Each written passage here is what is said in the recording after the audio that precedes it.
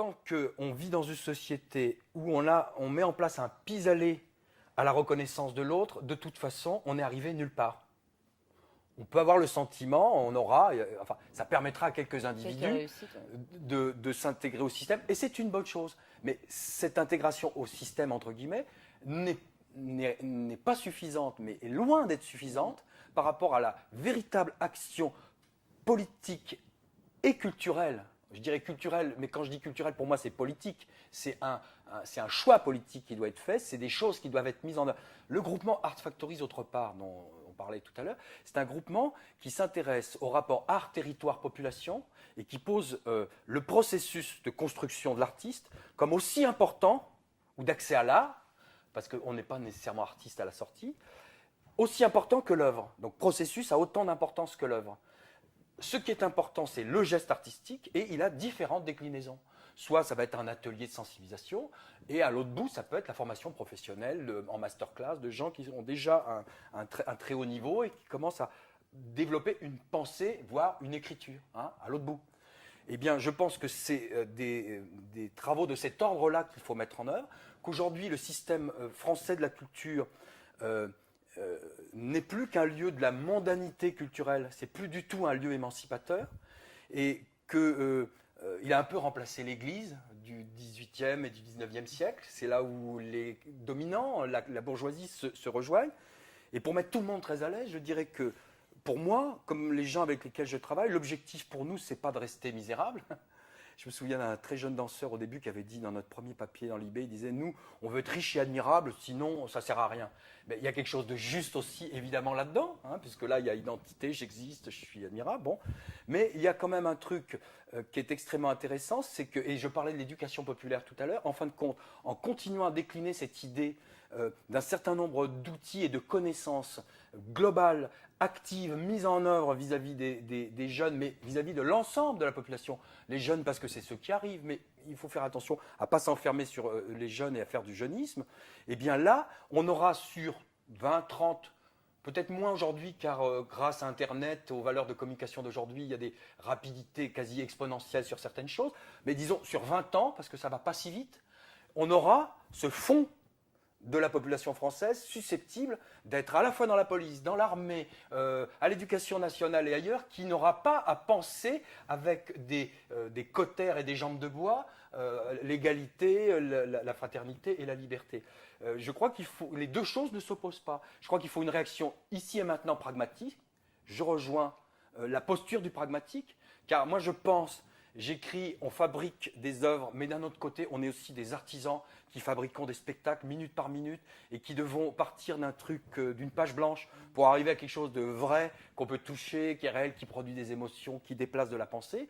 Donc je pense que là, on a quelque chose de commun, c'est le fait d'avoir les deux pieds sur terre. Mais en revanche, je crois qu'il ne faut pas se priver d'avoir des politiques, j'allais dire, de régulation par rapport à des énormités comme celle-ci, et qu'il n'y a pas contradiction probablement entre les deux. Non, sans compter qu'aussi, ce genre de décision, il est important que tous les acteurs puissent décider de ces choses. Parce que sinon, c'est des choses qui sont... Je me suis interrompu là. La seule condition, c'est que les acteurs, effectivement, soient acteurs. C'est-à-dire que c'est par eux-mêmes, par leur propre mouvement, ils créent altérité, ils créent débat, ils créent ce qui permet d'arriver vers un autre espace social, une autre conception de la société. Il faut qu'ils soient donc acteurs, volontaires, conscients et pensants. Si ces conditions-là ne sont pas réunies, ce seront toujours des cautères sur des jambes de bois. Un groupement de personnes issues de banlieues qui essayent de se mobiliser pour s'en sortir en France et dans une république, on appelle ça du communautarisme. En Angleterre, on appelle ça un lobby, un groupement de pression, etc. En France, la République porte en elle-même ses propres contradictions. Vous vous organisez pour essayer de vous en sortir, on vous monte du doigt. Alors pour peu que vous ayez 1 centimètre de poil, c'est fini, surtout en ce moment. Vous êtes terroriste, vous êtes un groupement, vous êtes communautaire, vous refusez, etc. Vous essayez de vous en sortir en individualiste. Ah, vous êtes un libéral, vous êtes un capitaliste, vous êtes un américain, vous voulez vous en sortir tout seul. Vous avez envie de montrer et d'être fier de votre culture, de votre background. Ah, vous voulez faire l'original, vous vous fondez dans la masse. Ah, mais c'est que monsieur s'en fout, vous vous noyez, vous êtes un anonyme. Donc forcément, quoi que vous fassiez, vous avez quelque chose d'un peu bizarre, pour ne pas dire normal au sens de la norme sociétale. Donc moi je dis, ça suffit. Aujourd'hui, c'est vrai monsieur, il y a une projection à avoir dans 20 ans, et essayer d'avoir ce rêve, cet objectif in fine que nous souhaitons tous voir se réaliser, de cette égalité où chacun, effectivement, le jour où le mot diversité disparaîtra, ça sera une victoire, parce que ça voudra dire que vraiment, ni la problématique ni les solutions ne seront plus d'actualité, donc elle sera de fait. Mais en attendant, aujourd'hui, on a, entre guillemets, un paquet de gens, des gens qui souffrent socialement, qui souffrent économiquement. Qu'est-ce qu'on fait ? Alors oui, on peut être hypocrite, tout comme l'est le système, en disant « Eh bien moi, monsieur, je suis favorable à la discrimination positive territoriale, en disant « Je vais favoriser les banlieues ». C'est quoi d'autre que de dire que finalement, comme en France, je ne peux pas dire que je vais favoriser tout ce qui est basané, eh bien je suis obligé de passer par le territoire, parce que sinon on va me traiter de communautaire. Et je ferai une connerie parce qu'il y a des problèmes dans les campagnes avec des gens qui ne sont pas basanés et qui relèvent de la même problématique d'émancipation et qui est le problème de la paix dans le monde. Il est posé à travers ça, je m'excuse. Je vais me débouler un petit peu vite. Donc le rêve français, oui. Tu as raison, Aziz, de parler de cette violence symbolique qui est faite aux gens qui vivent dans les banlieues et surtout de bien rappeler que le communautarisme, il n'est pas nouveau. Souvent, on parle du communautarisme comme s'il venait d'arriver en France, il venait de débouler sous le drapeau bleu-blanc-rouge, mais le communautarisme a une longue histoire en France. Et moi, je dirais même plus, le communautarisme est blanc. On vit dans une société ségrégée où la porte est fermée, où on passe son temps à essayer de frapper à la fameuse porte de l'intégration qui reste close pour nous. Et je trouve ça intéressant, comme tu disais, de constater que quand tu décides de ton côté de trouver des personnes qui auraient un même intérêt que toi et de fonder quelque chose, on va t'accuser de communautarisme. Mais je trouve que c'est ce qui se passe déjà dans la société. Il y a une espèce de communautarisme, mais comme c'est le communautarisme de la majorité et que c'est le communautarisme invisible qui est normé, c'est là que ça devient la norme, on ne le voit pas et personne n'en parle. Mais je trouve que le communautarisme, il existe bien avant que nous, on s'élève pour se dire bon, bah, peut-être qu'il faudrait essayer de s'organiser entre nous puisque la porte est fermée. Il y a un communautarisme qui est celui des grandes écoles, l'énarchie, c'est un réseau, on peut appeler ça aussi une communauté, une caste, effectivement, des gens... C'est qu'à un moment donné, le communautarisme apparaît comme distinct de la manière dont la République construit sa laïcité et en général qualifie la manière dont les pays anglo-saxons d'origine ou protestante, etc., anglais ou allemands, ce que je décrivais rapidement tout à l'heure, chacun son pilier, etc. Et de fait, cette République telle que je la décrivais tout à l'heure, c'est-à-dire qui a finalement arrivé au plus petit dénominateur commun de la représentation des individus, confine à une sorte de renversement du communautarisme, mais c'est juste pour replacer le terme dans son histoire et savoir exactement de quoi on parle, parce qu'après on peut l'user dans tous les sens. Et ce que je crois, c'est que il n'y a pas de communautarisme en France au sens où il y en a dans les pays anglo-saxons. Même si effectivement on est dans une période où d'un côté les laïcs peuvent être ultra-laïcs, c'est-à-dire refermés comme je disais tout à l'heure, et ceux qui sont à l'opposé des ultra-laïcs peuvent être éventuellement ultra-religieux, si on peut dire, ou ultra autre chose que la laïcité. Si il y a communautarisme, ce sera un communautarisme de rejet. On a vu par exemple le problème des voiles. Le problème du voile, c'était une minorité de la population dans les écoles. Je parle du problème du voile à l'école. C'était une minorité et c'est ça qui a été érigé comme si ça faisait la représentation de l'islam en France. Mais c'était... J'ai perdu le fil de ma pensée. Un communautarisme. Oui, voilà, je disais que c'est un communautarisme de rejet. Parce que, en fait, c'est toujours la même chose. Moi, je vois toujours cette image de frapper à la porte de la République et elle est close. Et je trouve ça hallucinant que des femmes qui ont combattu dans d'autres pays le voile, aujourd'hui, elles ne comprennent pas pourquoi on trouve des jeunes filles voilées, par exemple. Mais moi, je trouve que la société devrait se poser la question. Et donc, hier, je regardais un débat sur notre chaîne que je ne citerai pas ici. Et on dit oui, c'est par provocation. Je ne suis pas d'accord. Ce n'est pas de la provocation. C'est parce qu'elles sont rejetées qu'elles cherchent un autre idéal ailleurs. J'ai envie de dire que dans un pays comme la France, avec cette belle vision humaniste, etc., mais on n'a même pas besoin de se poser la question de pourquoi ce monsieur ou cette jeune femme est habillé de cette manière ou de cette manière. On ne devrait pas se la poser.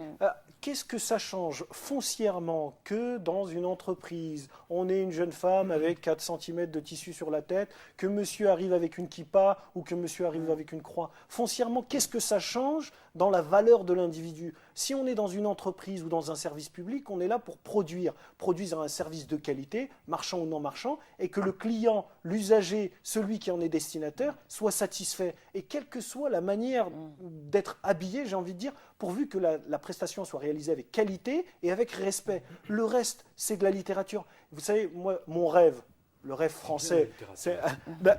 oui, c'est bien, mais je suis plus un homme de chiffres qu'un homme de lettres. Vous savez. Je suis plus un homme de chiffres qu'un homme de lettres. mais c'est vrai que ce que je voudrais que mon pays puisse faire, c'est effectivement avoir cette tête dans les étoiles, avec cette philosophie, cette lumière qu'il a envie de donner au monde, mais en même temps qu'il ait les pieds sur terre et qu'il ne nie pas la réalité et la complexité de la réalité. Le problème du pays de Descartes, c'est qu'on fait des cases et qu'on a envie, de gré ou de force, de faire rentrer l'individu dans une case, ce qui est impossible parce qu'on est, encore une fois, composé de manière très, très complexe. Et ce qui est malsain dans le débat de la burqa qui est en train de revenir après le deuxième épisode, après le débat sur le voile, c'est qu'on va se focaliser sur les 0,03% de filles qui portent la burqa et les problèmes structurels, systémiques, des discriminations qui sont appliquées par 80% des entreprises françaises, on va le mettre de côté. Donc c'est encore une autre forme de violence sociale et symbolique vis-à-vis des gens issus de l'immigration en France. Alors pour faire un peu d'humour, vous savez tous que le décret sur la cagoule pendant les manifestations est passé, qu'on n'a plus le droit de manifester en cagoule. Moi, je vais faire un peu d'humour et peut-être un peu d'humour noir. Attention. À mes amis d'extrême gauche, je dis ne manifestez plus en cagoule, manifester en burqa, mais c'est complètement... On mâche sur la tête dans ce pays. On légifère sur une cagoule, on légifère sur une burqa, on va légiférer. En fait, je ne comprends pas où est-ce qu'on va. Je ne comprends pas le sens et la réflexion et le cheminement intellectuel. De la population qui reste à attendre qu'il se passe quelque chose concrètement. On se burque la face, j'ai envie de dire. On se burque la face, ça sera le mot de la fin, puisqu'il n'y a pas de journaliste pour revenir. On est dans notre débat tranquillement. Il revient, journaliste ou pas? J'arrive. Alors, en fait, vous avez tenu vos promesses, parce que c'était un débat très passionnant, en fait. Mais je crois qu'on pourrait encore rester des heures pour converser sur un tel débat, en fait. Donc maintenant, à savoir, est-ce que le rêve américain en France existe, rêve ou réalité? Ça, c'est aux gens de pouvoir faire leur analyse. En tout cas, vous avez peut-être un dernier mot de la fin avant de conclure ce débat? Moi, je dirais, on va faire un petit peu de philosophie. Un pays qui n'a pas de passé n'a pas d'avenir. Jean Gémad? Moi, je dirais que, contrairement à la nécessité que chacun éprouve de lutter, premier terme, contre la guerre, construisons de la paix. Je suis satisfait d'avoir participé à cette émission, parce qu'au-delà des différences qui nous séparent, on ne travaille pas dans le même domaine, mais on a ce même enthousiasme, on a ce même rêve, pour utiliser le mot du débat. Vas-y. Moi, je m'adresse à tous ceux qui nous regardent avec 4 mots. Du rêve pour nourrir de l'ambition, beaucoup de travail, et enfin tout ça n'a pas de valeur s'il n'y a pas du partage à la clé. Donc rêve, ambition, travail, partage, avec un petit jeu de mots RATP. Je voudrais rebondir sur ce que Jean a dit sur la paix. Moi, je lui dis pas de justice, pas de paix, et on attend la justice sociale. Donc, je voulais remercier nos invités d'être venus. Ça, c'est un grand plaisir. Et encore une fois, vous avez tenu votre promesse. Donc, pourquoi pas revenir une prochaine fois? Voilà, l'invitation est lancée. Donc, moi, je vous dis à très bientôt pour notre prochaine émission. Et puis, c'est sur ITA TV et c'est Place Privée.